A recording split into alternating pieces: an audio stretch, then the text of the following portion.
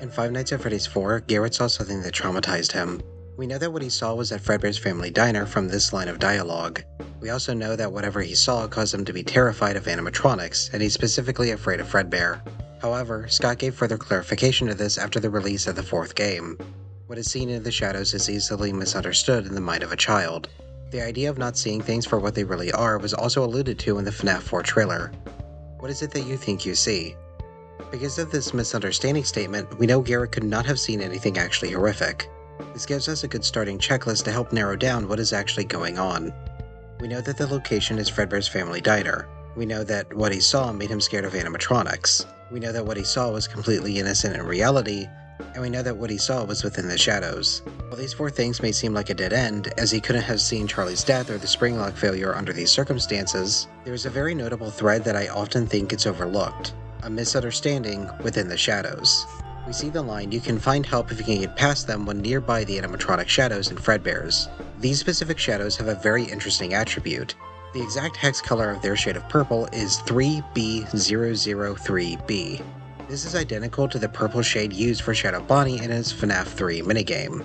With Shadow Bonnie's minigame also starting at Fredbear's, we can then tell there's a connection between the shadow animatronics and the literal shadows on the walls of Fredbear's family diner. Since we know Garrett saw something innocent with the shadows of animatronics in Fredbear's, and we know the real shadow animatronics have some sort of origins within that location, it's clear that Scott is trying to provide an explanation for the shadows through FNAF 4. The question then is, what is the correlation?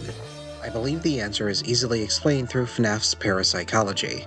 In the Fright story Hide and Seek, Toby is enraged over his older brother having all of the high scores in Freddy's arcade games. He becomes determined to win a game of Hide and Seek where a Shadow Bonnie cutout will randomly hide within a couple of set locations. Toby loses multiple times and decides to cheat at the game, which causes the cardboard Shadow Bonnie to become a real monster that haunts Toby. This concept of extreme emotions allowing supernatural manifestations happens all over the books, the most infamous example being in The Flesh.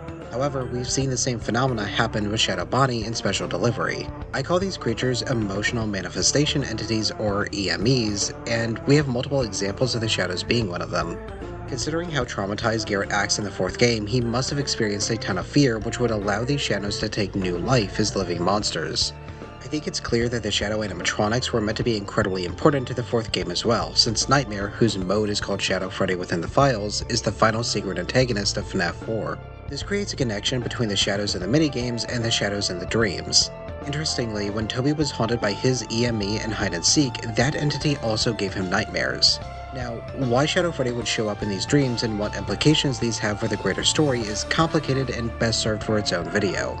Despite this, I do think we're meant to link the minigames and dreams together through the shadow animatronic connection.